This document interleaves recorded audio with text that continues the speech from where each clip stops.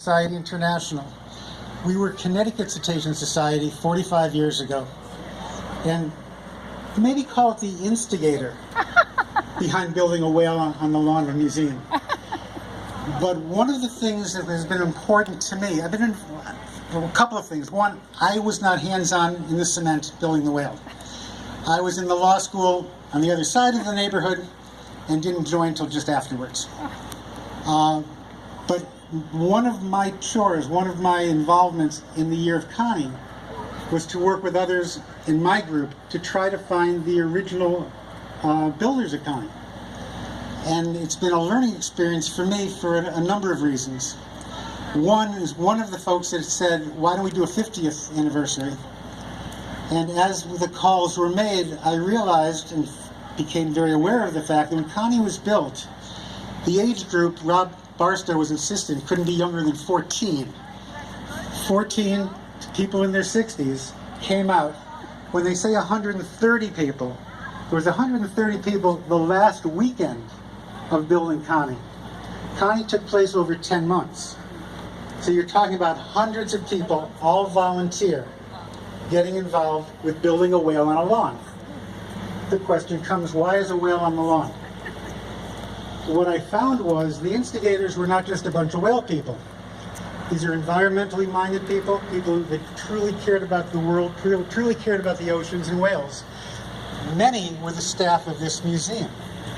Very far-sighted folks, dreamers, that knew they were doing the impossible, but when led by people like Rob Barstow, knew that the impossible wasn't going to get in the way.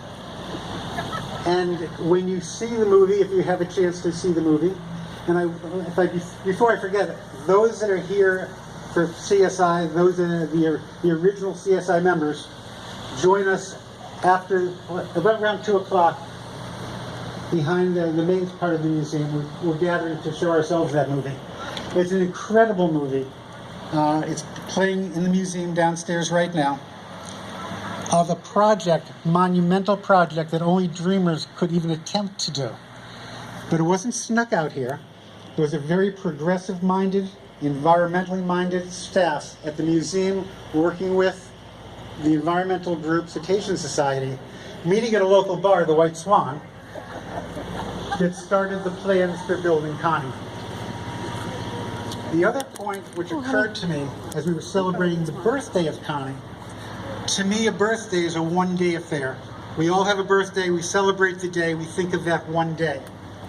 I've been selling this to myself and telling others, this is the anniversary of building Conny. And the reason why it's the anniversary is the reason why Conny was built. The reason why the first Conny, I don't know how many of you realize this is the second Conny. The first Conny fell apart. It wasn't on the lawn, it was in the back of a truck. This was the one that worked. Conny was built on a mission. It's a symbol of something. And I'm going to read Rob Barstow's words in one moment.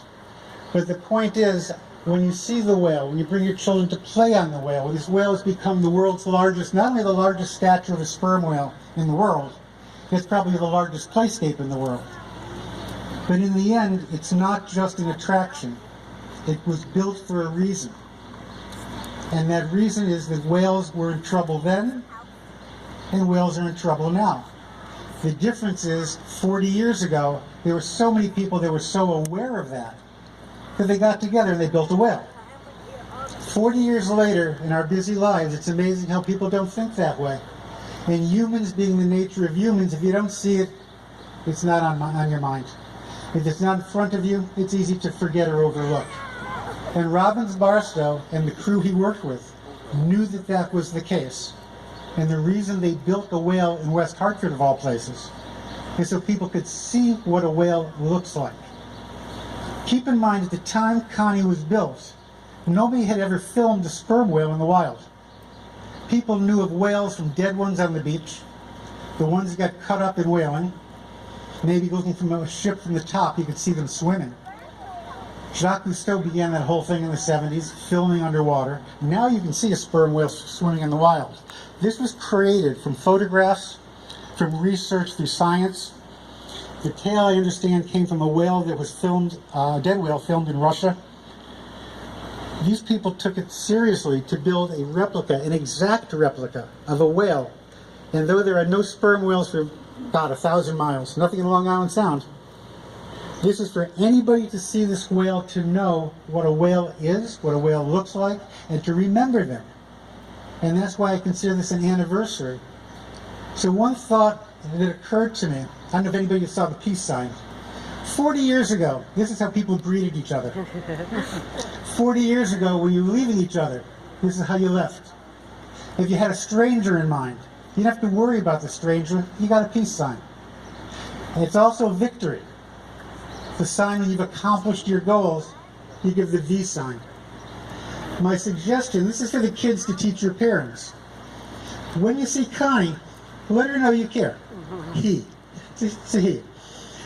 Let Connie know you haven't forgotten. This is a peace sign. This is just a total opposite of killing. And the next time that we meet, I hope it's right here for an occasion just like this, but the killing of the whales maybe finally will have stopped. And then this will actually be a victory sign for Connie. But till then, when you pass Connie, let Connie know you care.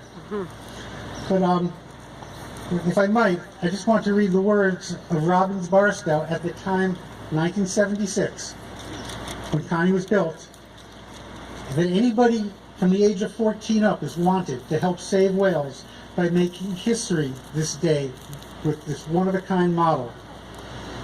He said this back then, that if you were here, you'll be telling your grandchildren about it for generations to come. Here we are. The ultimate purpose of Connie is to stop all human killing of sperm whales and other cetaceans. Whales, dolphins, and porpoises. The model is built to show that what an incredibly marvelous and magnificent creature this great marine mammal is. CCS, it's now CSI, believes that seeing Connie, people from everywhere will join in demanding a total end to killing whales. 140 years ago, hundreds of thousands of whales were being killed. 40 years ago, when Connie was built, 19,000 sperm whales were still killed that year. No need for the products, no need for the industry that had long since passed. It used to light up the lights that now turned to electricity. 40 years ago, 19,000 sperm whales were still killed.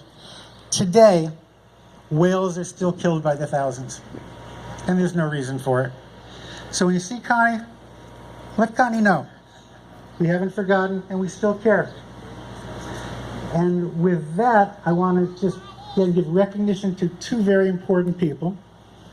Meg Barstow, you've met, please meet again. And sitting next to Meg Barstow, Don Sinetti. Don Sinetti is an absolutely phenomenal performer, phenomenal artist, but 40 years ago, Don Sinetti was the first president of Cetacean Society, and between he and Meg's husband Robbins, and a band of crazy people, gave us Connie. With that, this is also a birthday celebration. There is cake. I understand Don will be singing, maybe singing happy birthday with us. That's correct. Don is a shantyman at Mystic Seaport. His art is absolutely phenomenal. I believe that's one of his whales that he's wearing. That's one of his designs, Connie. That's one of his designs. Most of the shirts you may see, Don Sinetti designs. And a phenomenal folk singer. So with that, Don, it's yours. Here we go now, right? Happy birthday.